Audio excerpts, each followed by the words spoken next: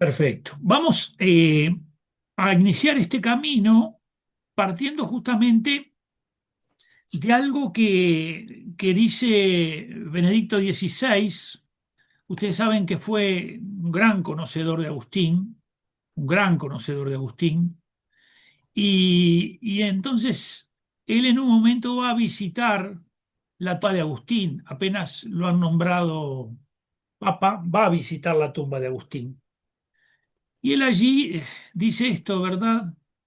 Algo muy importante. Fíjense, dice la conversión de Agustín, acuérdense que estamos en el tema nuestro de hoy es la conversión, el núcleo, nos estamos metiendo en el núcleo de la conversión de Agustín. Dice, la conversión de Agustín no fue instantánea ni completa desde el principio, sino que puede definirse mejor como un auténtico camino. Primera cosa importante. La conversión en Agustín es un camino. En la mayor parte de nosotros es un camino la conversión. En ese camino puede haber algunos mojones que son más importantes. Por ejemplo, en el caso de Agustín, es muy significativa ese momento en el que él va a tomar la Biblia por una voz que él escucha.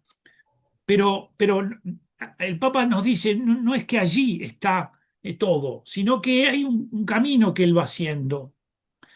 Y dice a continuación de eso que este camino de conversión se convierte en un modelo para todos nosotros. Todos nosotros, de alguna manera, en este camino de conversión de Agustín, podemos vernos reflejados, podemos reconocer cosas que a él le han pasado, que nos pasan a nosotros, podemos ver también esas luchas, esas batallas, todo eso que va pasando en su vida, por esta, diremos, gracia que ha recibido de contarlo de esta manera. Es el primer escritor, no hay en los antiguos, no hay en los romanos ni en los griegos, un escritor que haya hecho una autobiografía. Él es el primero que lo hace. Y después de allí se genera esta realidad. Dice, el camino de la conversión de Agustín continuó humildemente hasta el final de su vida, de modo que puede decirse con certeza que sus diversas etapas, de las cuales se distinguen tres. Entonces Benedicto ya nos pone en el núcleo. Dice, el camino, la conversión es un camino, pero hay tres momentos que se pueden especialmente resaltar y distinguir. Y entonces los enumera él. Dice, el primero es la conversión moral. Es decir, a él le va a ocurrir algo que lo va llevando a tomar una decisión para cambiar la vida, para cambiar sus costumbres, para cambiar, para salir de sus vicios, para vivir en las virtudes. Eso es el primer, dice él, este es el primer momento de la conversión. ¿Cómo va a concluir este primer momento con su bautismo, que va a ser en el año 387? El segundo momento, dice Benedicto, es una conversión más de corte pastoral, porque en realidad él ya tenía resuelto lo que iba a ser una comunidad que reza, que vive en contemplación, había vuelto a África, y de pronto estando allí, lo eligen sacerdote, de manera que era una cosa que él no lo había pensado, no había, no tenía esa intención. Hay una carta que le escribe al obispo en donde deja en claro cómo lo tomó por sorpresa esta decisión. Este, y de manera que ese segundo momento de él, que es por el año 391, es una conversión más de tipo pastoral. Y el tercer momento, dice Benedicto, es una conversión que se remite más bien a esa etapa final de su vida, en donde él se vuelve una persona que comprende que algunas cosas pueden de pronto pueden ser replanteadas a lo que hizo en su juventud. Y entonces allí él escribe lo que se llama las retractaciones, cosas de las que él se retracta. Desde luego que no se retracta de cosas graves, pero por ejemplo, él pensaba que cuando se encontrara con Cristo, que cuando viviera desde la fe, él iba a vivir las bienaventuranzas y que eso iba a ser en plenitud. En cambio, él después en la retractación dice, bueno, esto se da en plenitud en Cristo, pero yo en realidad tengo que seguir tratando de tender hacia las bienaventuranzas, no las logro alcanzar en la vida. De manera que en él sí, en Cristo se dan, y son para mí como un ideal, un modelo, algo hacia lo que tengo que ir, pero en mí no se dan. Y al mismo tiempo hay como una suerte de profunda humildad intelectual. Esto es una cosa que solo Benedicto podía reconocer. Es decir, comprende que todo eso que Dios está haciendo en su intelecto y que todo el conocimiento que le está dando, él tiene que ponerlo en palabras sencillas para que la gente lo comprenda.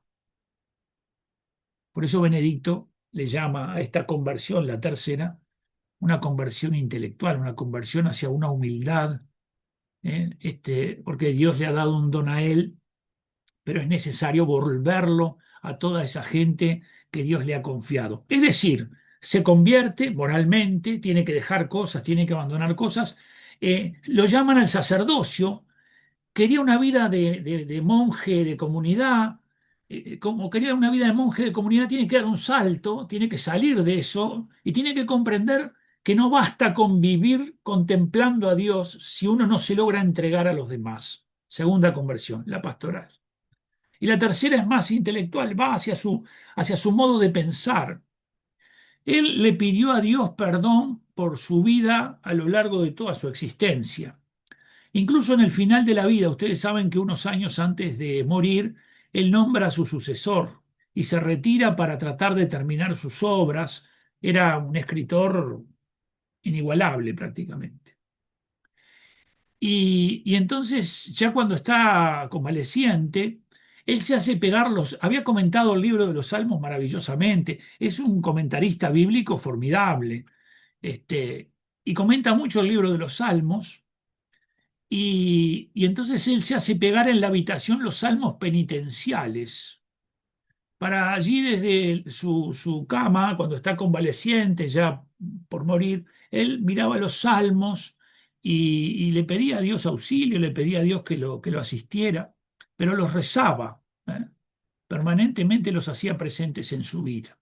De manera que la conversión es un camino que pasa por distintas etapas y que en algunos momentos las etapas, por decirlo así, son fuertes, son importantes, pero en otros esas etapas son como de profundización, ¿no? Es necesario dejar de profundizar un poquitito más.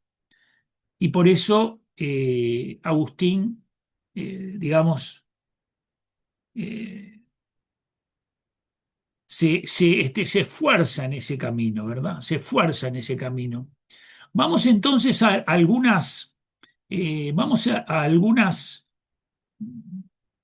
palabras o algunas líneas claves para que comprendamos la temática de la conversión. Muy importantes estas palabras, son una serie de palabras que nos orientan. La primera palabra que comparto con ustedes yo es la palabra metanoia. Esta es la palabra griega que se traduce por conversión, la palabra metanoia. ¿Qué es lo que se significa en la Sagrada Escritura con esta expresión, la palabra metanoia? Se significa un cambio en la persona, un cambio de dirección. Pero esto que se explica así, un cambio de dirección, tal vez en la carta a los romanos San Pablo lo expresa muy bien. San Pablo dice, cambien su manera de pensar y así cambiarán su manera de vivir y podrán hacer aquello que es grato a los ojos de Dios. De manera que ven, es un cambio que comporta a toda la persona, ¿no? Nosotros en nuestra vida de conversión muchas veces tenemos zonas, ámbitos que todavía no se los hemos entregado al Señor y que de alguna manera el Señor reclama para que podamos entregarnos totalmente. Recuerden a Pedro cuando ya está en el final de su existencia, Jesús ya está por ir al cielo, y entonces le dice a Pedro si lo quiere, si lo ama, y Pedro le dice que sí, que lo ama, que lo quiere, y entonces le dice una profecía muy linda. verificable para todo hombre que pasa los 60 años, y toda mujer, ¿no? Le dice, cuando eras joven, ibas a donde querías, pero cuando seas viejo, otro te llevará a donde tú no quieres ir. Ah, una profecía formidable, formidable. Es decir, hay un momento en la vida en que nos llevan a donde no queremos ir. Y a veces eso lo hace la enfermedad, a veces eso lo hace las dificultades en las relaciones familiares, a veces se lo hace, ¿verdad? Distintas realidades lo hacen. ¿Eh? Jesús le dice a Pedro eso porque le anuncia cómo va a morir. Le dice eso. Ya está en el final y Pedro está confesando su amor, pero Jesús le dice esta profecía. Cuando tú eras joven ibas para donde querías, pero va a llegar un momento que te van a llevar a donde tú no quieres ir. Y entonces San Juan dice, le anunciaba la muerte que iba a tener. De manera que la primera palabra es la metanoia, que es la expresión que se utiliza por la que se traduce conversión. La segunda es una imagen que nos ayuda a comprender esto de la metanoia, y es la que aparece en el Evangelio de Lucas en las parábolas de la misericordia. Hay tres parábolas, en las tres parábolas se habla de algo que se ha perdido. Después se dice que eso que se ha perdido se ha buscado con cierta pasión, con cierta intensidad, y finalmente se dice que eso que se perdió y se buscó se encontró. De manera que ven, los momentos son iguales, ¿no? Se perdió algo, se busca, después de buscarlo se encuentra, y finalmente se hace una fiesta. Porque es tan grande la alegría por eso que se ha encontrado, que se hace una fiesta y se participa a los demás de la alegría de lo que se ha encontrado. Se perdió un hijo, se perdió una dracma, una moneda, se perdió una oveja. Las parábolas de la misericordia que están en el capítulo 15 de San Lucas. Si nos detenemos en la del hombre, en la del hijo, perdón, la imagen nos ayuda. ¿Qué es lo que ha acontecido con el hijo? El hijo le dice a su padre que le dé la parte de la herencia que le corresponde. Es como si el hijo le dijera al padre, yo no quiero tener nada que ver contigo, yo no quiero edificar mi vida a tu lado, yo no quiero estar unido a ti. Y entonces el padre ve cómo el hijo le da la espalda, es decir, se aleja, se va lejos. De manera que ver el movimiento, diríamos, del pecado comienza con un alejamiento de Dios, comienza con la rotura de la filiación, es decir, de la realidad de ser padre e hijo, que esa es la verdadera herencia que el hijo de alguna manera pierde. No es una cuestión económica. Lo que de alguna manera va a perder es eso, es ser su hijo, es vivir como hijo, es gozar de las cosas que el padre tiene. Y entonces experimenta el pecado y el texto nos dice que quería comer la comida que se les daba a los puercos. Y en un momento determinado toma una decisión. ¿Cuál es la decisión? Volver. Y dice, cuando llegue le voy a decir a mi padre, he pecado contra el cielo y contra ti, no merezco llamarme hijo tuyo. Y esto lo hace, quiere decir que ese padre que ha visto la espalda de su hijo que se retiraba, que se alejaba, lo ve ahora venir de frente. Ha habido un cambio, se iba, se alejaba. ¿Y qué pasó? Giró y cambió, volvió en dirección del padre. Pero esto es solo un gesto físico, no, no. Ha tomado una firme determinación. Volveré a la casa de mi padre y le diré: he pecado contra el cielo y contra ti. No merezco llamarme hijo tuyo. Es decir, ha habido un gran cambio en él, que se explicita también en ese gesto, ¿verdad? Por el que el padre ahora lo ve venir. Y cuando lo ve venir, dice que le coloca las sandalias y el anillo. Es como que lo restituye en la dignidad de ser hijo. De manera que en la conversión, diríamos, hay también como una purificación. Hay una necesidad de purificar. Porque todos de alguna manera tenemos adheridas cosas que nos impiden vivir en plenitud la condición de ser hijos. Y como nosotros somos históricos, entonces eso se va realizando en nuestra vida, en nuestra historia, no es que se haga de un día para el otro, ¿verdad?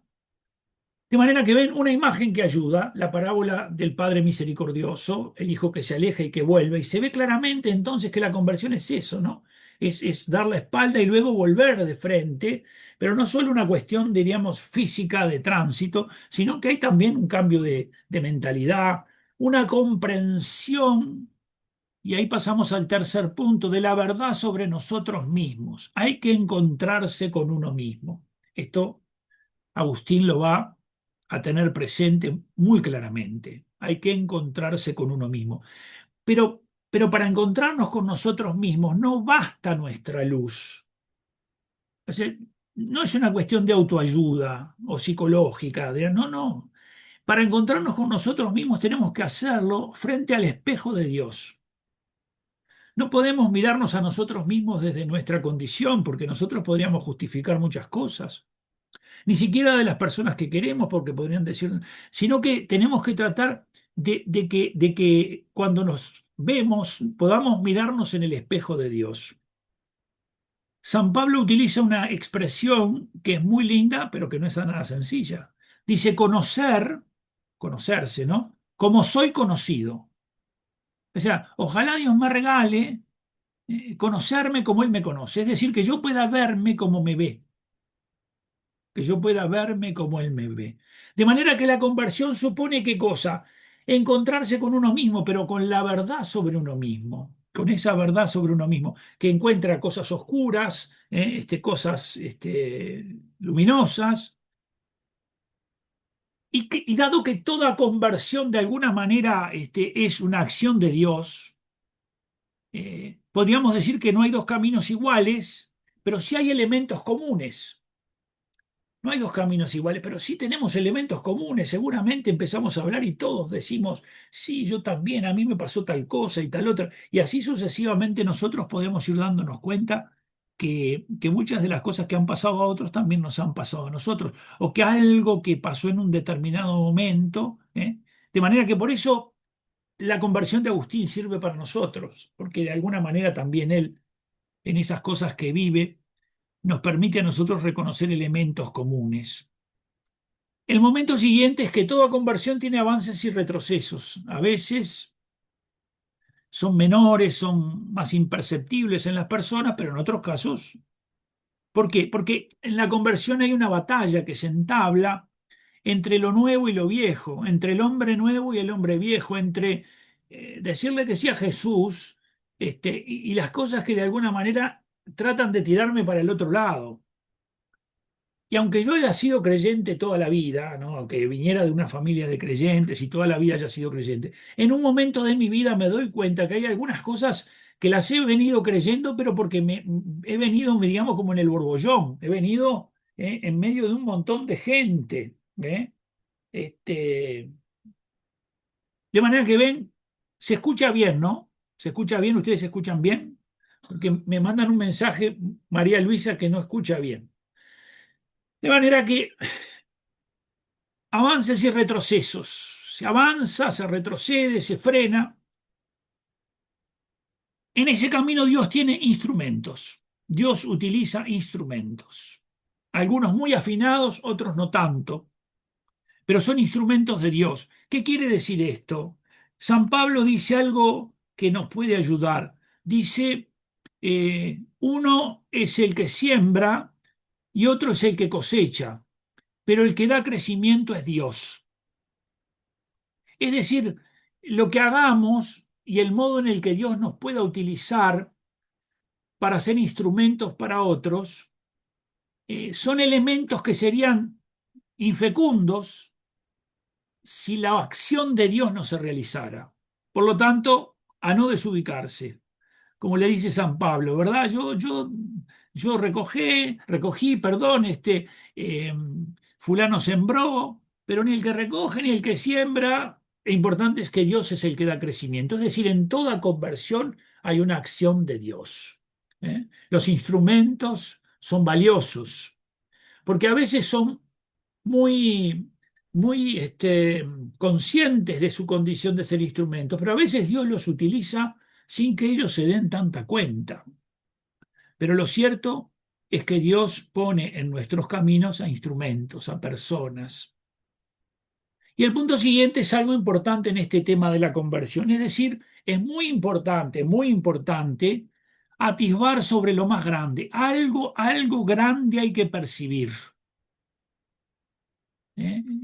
Nuestra vida tiene que de alguna manera alcanzar cierta, diríamos, cierto asombro, el amor de Cristo en la Eucaristía, el amor de la Virgen por sus hijos. Es decir, en ese camino nuestro hay que atisbar sobre lo más grande. Hay un momento que haya que perdonar a los enemigos.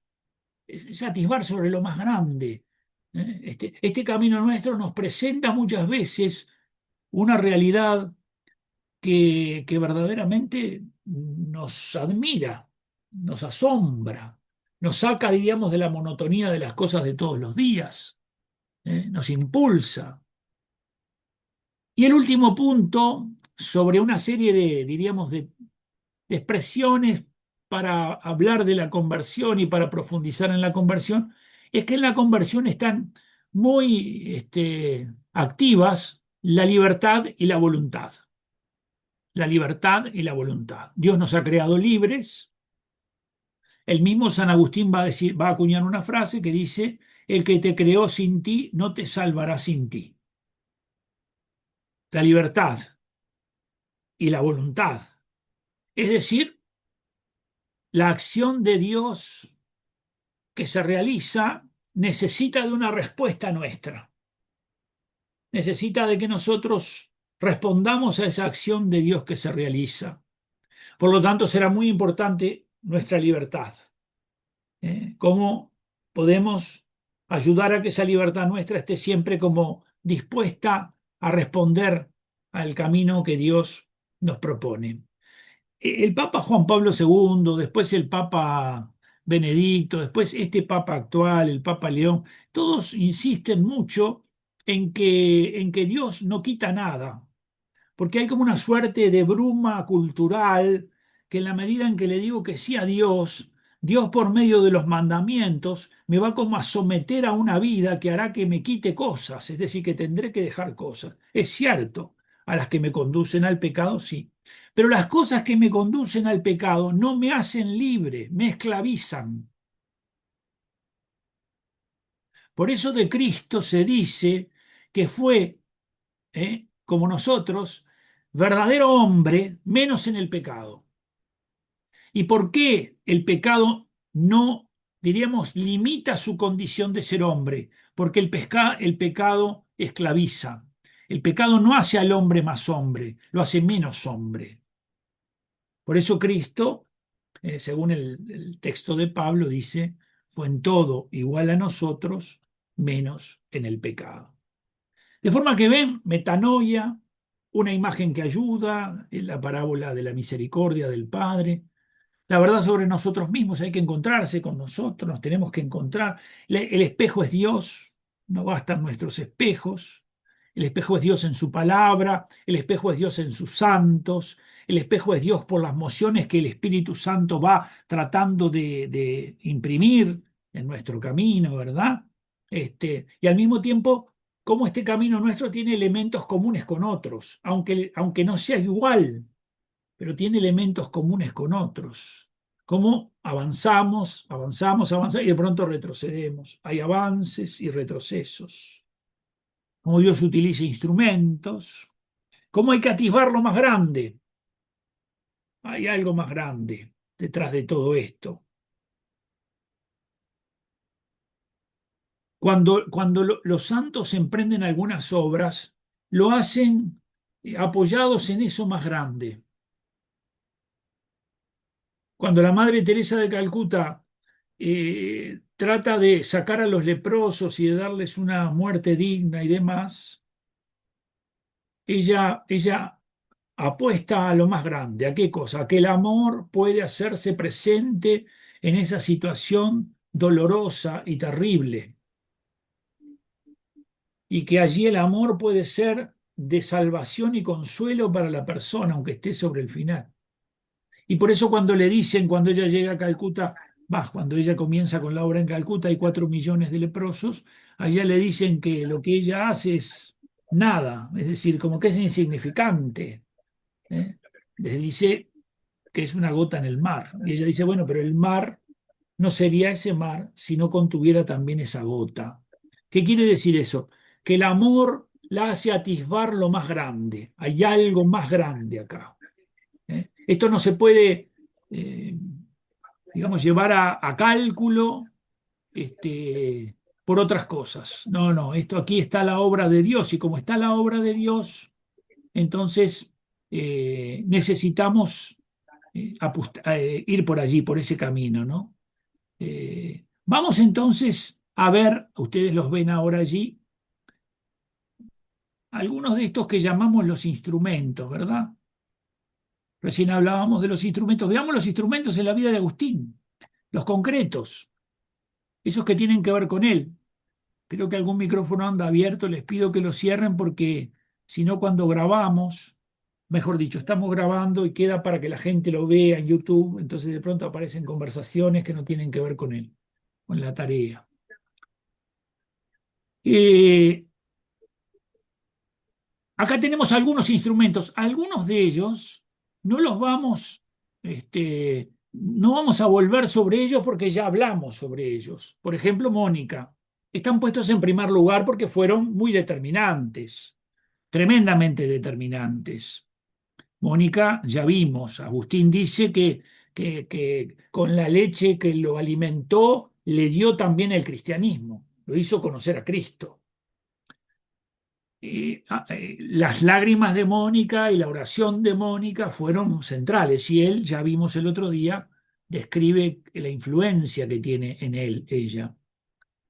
El obispo Ambrosio de Milán, que él lo va a ver para ver si puede rebatirle algunas cosas con su retórica, porque los maniqueos pretendían acercarlo a que fuera algún debate con Ambrosio, porque a Agustín lo veían también muy importante.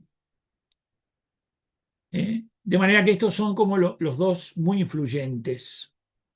Pero en ese momento de la conversión aparece otro grupo que no son tan conocidos, pero que son muy importantes, muy importantes.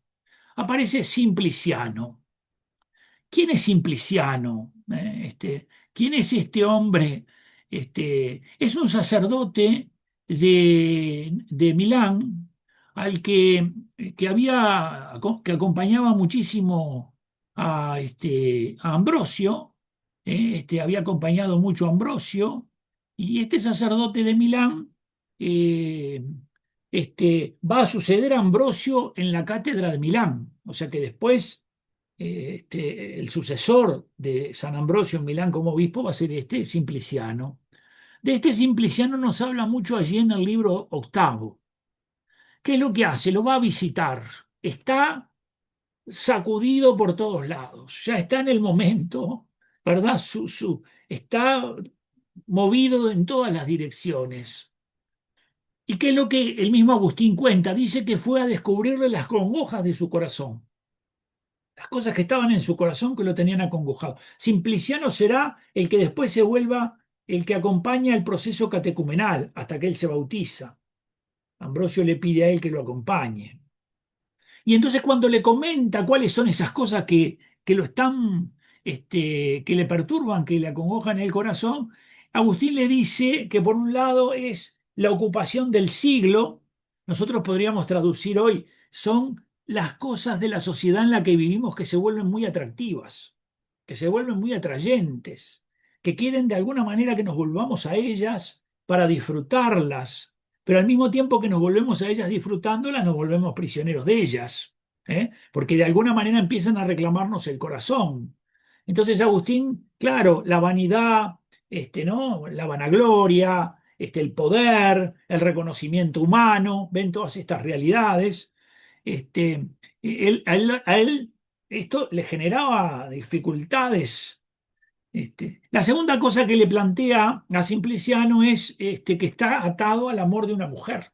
Ya vimos que estuvo mucho tiempo con la madre de Adiodato y que Mónica ha insistido para que no siga adelante con esa unión porque no es santa.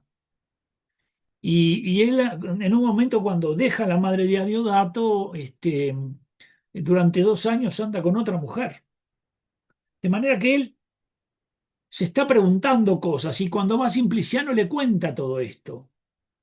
Y aunque tiene claro, y se lo dice a Simpliciano, que San Pablo no prohíbe el casamiento y que el casamiento es una cosa buena, él dice que allí en realidad San Pablo dice que el casamiento es bueno, pero que hay un modo de ser más perfecto. Y él le dice que en realidad él elige lo que le dé menos esfuerzo. Es decir, que si eligiera el casamiento sería porque pensaría en su debilidad y en el menor esfuerzo, aunque reconocía que la vida conyugal tenía congojas. Pero decía, si yo tuviera que estar entre estas dos realidades, elegiría justamente no por lo que Dios quiere, sino por aquello que yo veo que me cuesta menos. De manera que le presenta a Simpliciano todos los extravíos de su vida, los anhelos, las angustias de su alma y los caminos errados por donde anduvo, maniqueos, todas esas realidades que fue transitando a lo largo de su vida. Hasta que le comenta a Simpliciano que en ese último periodo había tomado contacto con los filósofos platónicos.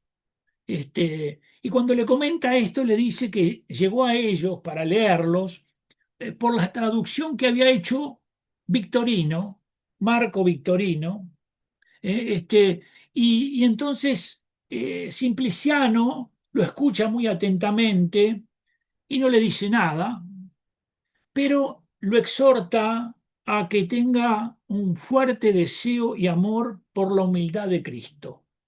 Recuerden que estaba la vanidad, la vanagloria, el deseo de los reconocimientos, y entonces, ahora, qué maravilloso que es, porque él va a Simpliciano para hablarle de todos sus problemas. Y en un momento determinado le menciona que ha leído a los filósofos platónicos y que lo ha hecho por esa traducción que hizo Victorino, de quien él ha escuchado que en el final de su vida se volvió cristiano. Y entonces Simpliciano le cuenta la historia de Victorino. ¿Por qué? Porque él ha acompañado a Victorino. Es decir, el ejemplo de Victorino, un orador romano que era tan apreciado que incluso se le había hecho una estatua, que era una persona de edad avanzada, que veneraba y adoraba ídolos. En un momento determinado se plantea en el horizonte el volverse cristiano. ¿Y qué le cuenta Simpliciano? Le dice, ¿cuáles eran los problemas que tenía Victorino? Él no quería disgustar a sus amigos poderosos e idólatras. Es decir, todo hombre que quiere dar un paso hacia Cristo debe enfrentar obstáculos.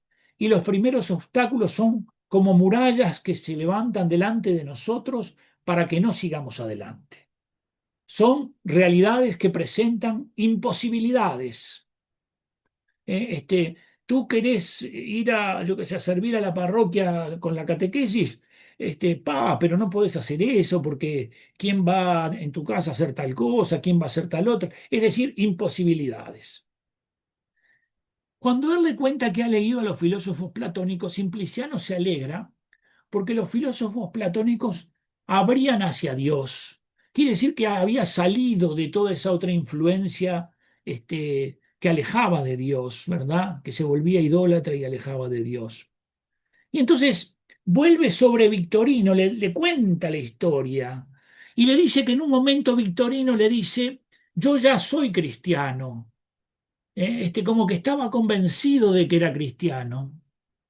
Pero Simpliciano le respondía, no lo creeré hasta que te vea en la Iglesia Católica. Hay como una suerte de soy, pero todavía tengo que dar un paso más. Hasta que en un momento determinado de su vida, Victorino le dice, vamos a la iglesia. Y allí es catequizado, bautizado, y a todo bautizado se le exigía una profesión de fe pública. Tenía que públicamente, no olvidemos de quién estamos hablando. Victorino era un orador con una estatua en Roma. Era un hombre absolutamente reconocido y poderoso.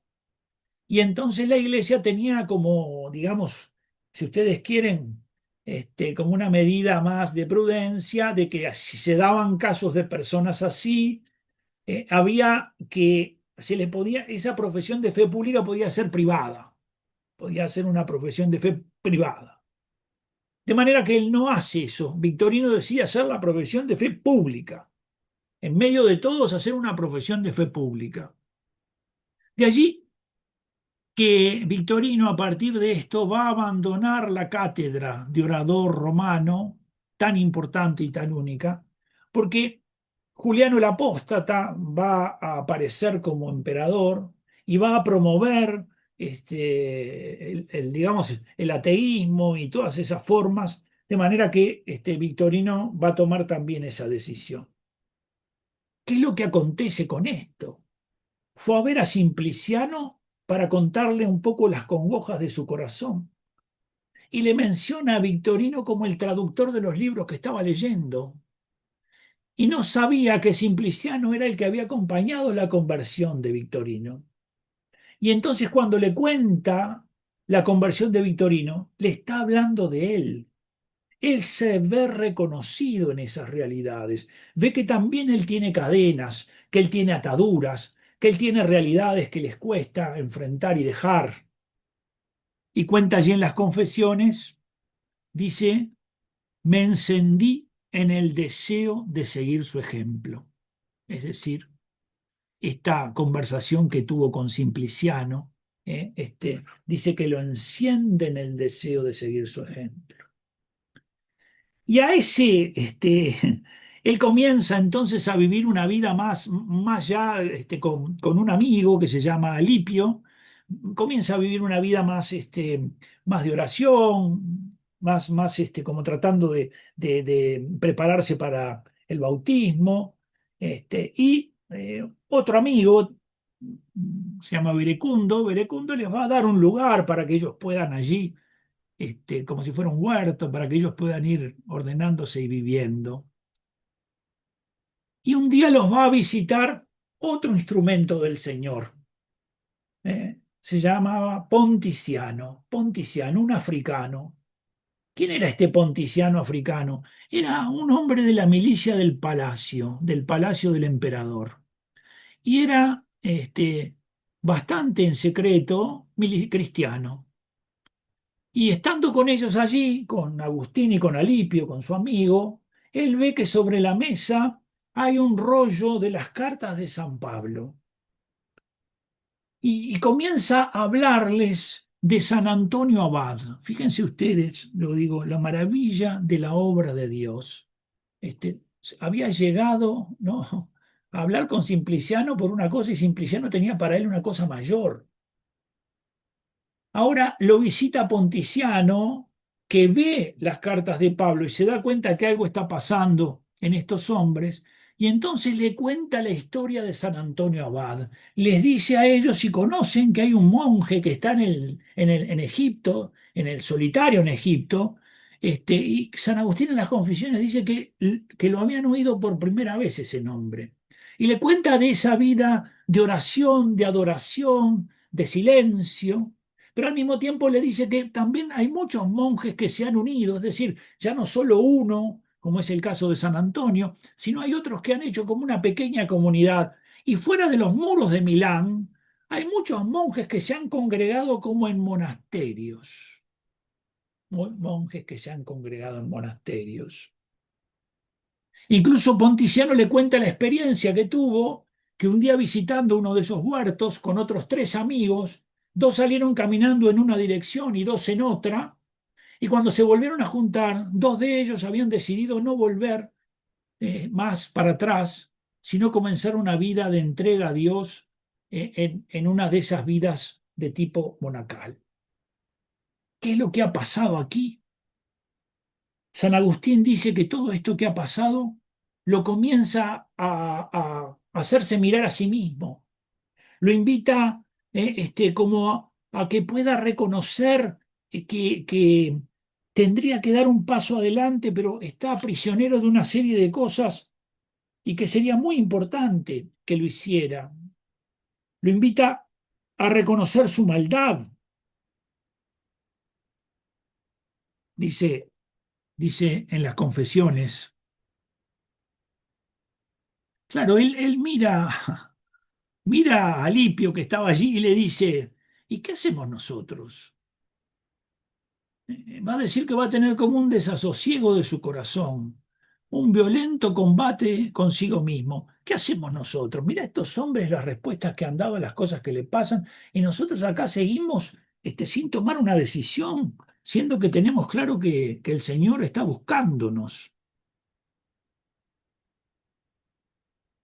Dice en este capítulo 7 del libro octavo de las Confesiones, él en un momento dice que ya el libro del Hortensio, que lo había ayudado tanto, ya lo había leído hacía mucho tiempo, y que por el contrario, seguía sin tomar una decisión.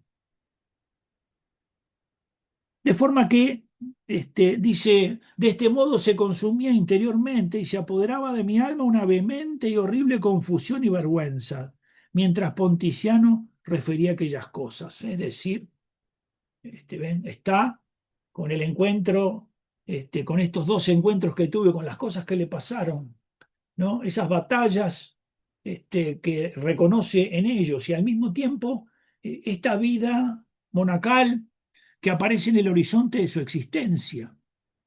De manera que allí está él, diríamos, en medio de todo esto. ¿Y qué cosas cuenta él en el capítulo 8, perdón, en el libro 8, capítulo 11? Él dice como que las voces interiores le decían algunas cosas muy interesantes, ¿no? Ustedes saben que San Ignacio dice que todas las cosas que nosotros pensamos no tienen su origen en nosotros. No quiere decir que estemos locos, ¿no? Sino que quiere decir que hay cosas que vienen de nosotros, pero hay cosas que vienen del buen espíritu, porque el espíritu nos mueve por mociones, y hay cosas que vienen del mal espíritu. De manera que el buen espíritu me va a tratar de llevar hacia Dios y el mal espíritu me va a alejar de Dios. Y entonces estas voces interiores, estas mociones interiores, estos movimientos interiores, fíjense cómo se ven claramente en esto que él cuenta allí en ese capítulo 11. Es como si ese espíritu malo le hablara y le dice a él, este, nos dejas y desde este momento no estaremos contigo por siempre jamás. Y desde este momento nunca más te será lícito aquello o esto. ¿Ven? Como que le dice, pero vas a abandonar estas cosas que estabas viviendo. ¿Y cómo vas a hacer para seguir adelante? A estas realidades que se le presentan allí, él las llama como baratijas, como cosas que lo empiezan a evitar de que tome la decisión. Cuentan las confesiones, dice, hacían sin embargo que yo, vacilante, ven lo que hacen él, lo pone en una situación de vacilar, tardase en romper y desentenderme de ellas y saltar a donde era llamado, en tanto que la costumbre violenta me decía que piensas que tú, piensas tú que podrás vivir sin estas cosas. La voz del mal espíritu que le habla, ¿no? Y que le dice esto. Y dice San Agustín allí en las confesiones, y me llenaba de muchísima vergüenza porque aún oía el murmullo de aquellas frivolidades y vacilante permanecía en suspenso. Fantástico. Podríamos decir, una de las realidades eh, que muchas veces, eh, en donde Dios a veces nos deja, es en esta situación de estar en suspenso. Porque no vamos para ningún lado, no vamos ni para acá ni para allá. Estamos como intentando, pero y pues nos han amenazado. A San Agustín le decían, ¿vos te crees que vas a poder vivir sin nosotros? ¿A qué se debe esto? Por una cosa muy simple, ¿no? El vicio y la virtud son hábitos operativos, es decir, mueven al hombre, lo hacen al hombre actuar, obrar. En la medida en que se vuelven hábitos, cada vez nos resulta más fácil hacerlos, los buenos y los malos. Porque son como un ejercicio muscular, ¿no? Si uno levanta una pesa, el primer día no puede levantar nada, el segundo levanta tres, al cuarto, al otro día cambia el peso porque ese ya le parece insuficiente. Bueno, la virtud es así, es un hábito que en la medida en que se vive de modo repetitivo, cuando se repite, entonces la persona como que siente menos resistencia. El que empieza a ejercitar la paciencia, llega un momento que vive la paciencia y no tiene tanta resistencia. ¿Por qué? Porque ha ejercitado, porque es un hábito. Esa virtud se ha vuelto un hábito en él. Lo mismo pasa con los vicios. Y por eso hay gente que a veces dice, pero yo no sé por qué caigo de vuelta en este vicio, porque lo que pasa está arraigado, se volvió un hábito, está muy arraigado. Entonces un camino hay que desandar, no sale inmediatamente. Y porque, bueno, porque así como esa virtud que ejercitas no te cuesta tanto, el vicio te pasa lo mismo. Vas a jugar, vas a jugar, vas a jugar, vas a jugar. Claro, después vas a jugar, parece que fuera una cosa simple para ti, no tenés ninguna lucha. Inicialmente, no puedo porque estoy jugando la plata de mi familia, no puedo, pero fuiste un día, fuiste dos, fuiste cinco, fuiste 10, después salís a jugar como si fueras a tomarte un café. Es decir, los vicios se arraigan y las virtudes también. Y en este sentido, Agustín, evidentemente que siente el peso de esas cosas que están arraigadas en él. Hay cosas que se han arraigado en él. Y por eso lo amenazan. Tú no puedes vivir sin nosotros. ¿Eh? La voz del mar espíritu, ¿no? No puedes vivir sin nosotros. Recuerden, San Ignacio, digamos, con esto hace un descubrimiento inmenso. El descubrimiento inmenso es que no todos los pensamientos que tenemos nosotros tienen su origen en nosotros. Pueden venir de mí, desde luego, pero pueden no venir de mí. Y muchas veces los que son atemorizantes, los que son acusadores, esos no vienen de mí, porque es la estrategia del mal espíritu. Yo a veces pienso que son míos y ¿cómo voy a pensar esto? Hay que tener cuidado. A veces no vienen de uno. Por eso después San Ignacio se vuelve maestro de discernimiento. Es decir, él dice, no hay que distinguir, hay que discernir las cosas que vienen del espíritu bueno de las cosas que vienen del espíritu malo. ¿Para qué? Para seguir, impulsar, responder favorablemente a las del espíritu bueno y oponerse a las del espíritu malo, para tratar de reconocer que esta realidad está presente. De manera que en este monumento de lucha se encuentra nuestro querido Agustín, un monumento de lucha. Y entonces llega el momento, diríamos, en donde, por la misericordia de Dios, entonces Dios como dice, bueno, voy a pegarle un empujón a ¿no?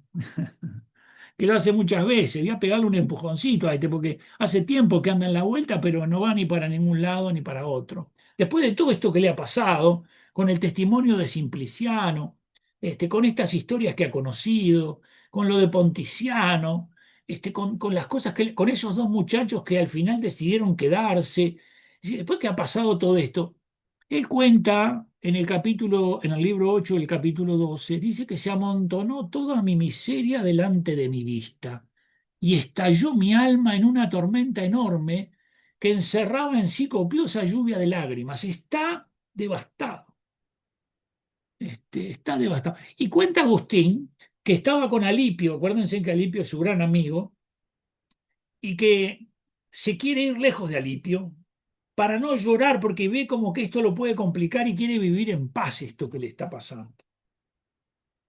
Me pareció que para llorar era más a propósito la soledad y me retiré más remotamente que pude para que la presencia no fuese un estorbo.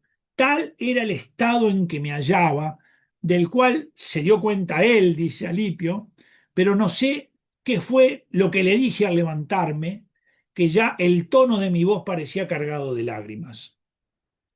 Y entonces brota de Agustín esta maravilla. ¿Y tú, Señor, hasta cuándo? ¿Hasta cuándo, Señor, has de estar irritado? No te acuerdes más de nuestras maldades pasadas. Me siento cautivo de ellas y lanzo voces. ¿Hasta cuándo? ¿Hasta cuándo mañana? Mañana. ¿Por qué no hoy? ¿Por qué no poner fin a mis torpezas ahora mismo? ¿Mm? ¿Mm? Fíjense, uno dice, ¿cómo podemos entrar en el alma de ese hombre ahí en ese momento? ¿Y cómo resuelve Dios este acontecimiento? Ese Dios que es creador, y que está tan cerca de cada uno de nosotros. Está allí en esa casa de Verecundo con Alipio, se ha separado, está en medio de estas crisis que él mismo relata, y dice que escucha a unos niños que en el predio contiguo cantan, toma y lee, toma y lee. Fíjense qué interesante que él cuenta en las confesiones que se pregunta si alguna vez escuchó esa canción. Fíjense lo que era este hombre. Y no lo primero que, sino que dice, ¿alguna vez escuché cantar yo niños esta canción? Porque eran como voces de niños. Y entonces le viene a la mente San Antonio Abad. Fíjense qué importante lo que le pasó cuando le contaron el testimonio de San... parece todo casualidad. No, no, no hay casualidad. Es Dios el que está llevando todo adelante. Las piezas del puzzle ¿verdad? Van todas ellas encastrando, porque es Dios. Se acordó que le habían contado que San Antonio Abad entró en una iglesia y que escuchó que se leía el Evangelio y decía, toma, vende todo lo que tienes, dáselo a los pobres y vete. Y tomó esa decisión y lo hizo. Y entonces él entiende claramente que esa voz de esos niños que están en el huerto de al lado es para él. Y que no es la voz de los niños, es la de Dios. Las cosas que a veces pasan entre nosotros y que dan lugar a la voz de Dios, a la acción de Dios en nuestra vida. Y entonces va a las cartas de San Pablo.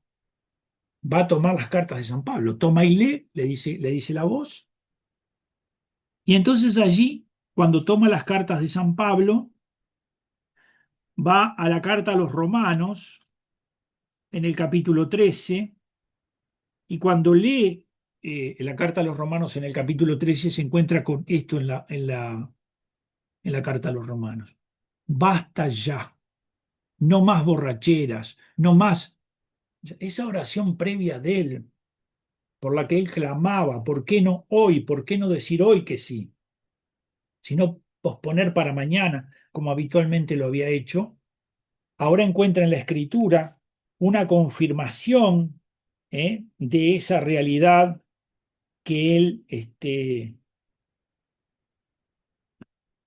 vamos a mirarlo aquí, dice, por ello, a toda prisa volvió al lugar donde estaba sentado Alipio. Volvió con Alipio, porque el pobre Alipio lo vio irse, lo vio en medio de una turbación terrible, lo esperó, después lo vio volver, no sabía en qué andaba todo este mundo, pero a veces los que tienen papeles secundarios son muy importantes. A veces se pierde de vista eso. Hay mucho papel secundario que es muy importante. Fíjense, entonces volvió a donde estaba Lipio, porque allí había dejado el libro del apóstol. Cuando me levanté de aquel sitio, tomé el libro, lo abrí y leí. Para mí el capítulo, en el lugar que abrí, ¿verdad? Lo que se ofreció a mis ojos, y eran estas palabras. No en banquetes ni embriagueces, no en vicios y deshonestidades, no en contiendas y emulaciones, sino revestíos de nuestro Señor Jesucristo, y no empleéis vuestro cuidado en satisfacer los apetitos del cuerpo. Romanos 13:13. Romanos 13:13.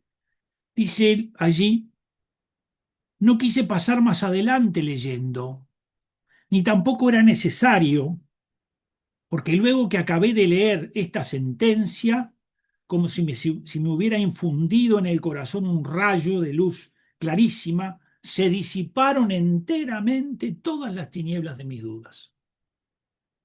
El momento, ahí el Señor interviene con esa gracia. Y así como uno dice, a San Pablo, ¿verdad? Lo deja ciego, ¿no? Bueno, a este hizo esto. Entonces, poniendo un dedo o no sé qué otra señal en esta hoja para anotar el pasaje, cerré el libro y con el semblante ya quieto y sereno, fíjense el cambio que hay, ¿no? Un cambio que no puede darlo otro que Dios. ¿Cómo podía haber toda esa terrible batalla interior, esa situación en que se encontraba y en un momento determinado él dice, entré en una gran serenidad y en una gran quietud, pero quiso como dejar marcado dónde estaba el texto. Dice, semblante ya quieto y sereno, le signifiqué a Lipio lo que me pasaba, le cuenta a Lipio lo que me pasaba. Para él será una sorpresa tremenda que Alipio le diga que él va a ir con él. Es decir, no ha vivido lo mismo, pero interiormente ha visto la obra de Dios en Agustín. Y entonces por eso lo va a acompañar, dice, yo voy a ir contigo. Fortalecido con esta especie de aviso y amonestación del cielo, sin turbación ni detención alguna, Alipio se unió a mi resolución.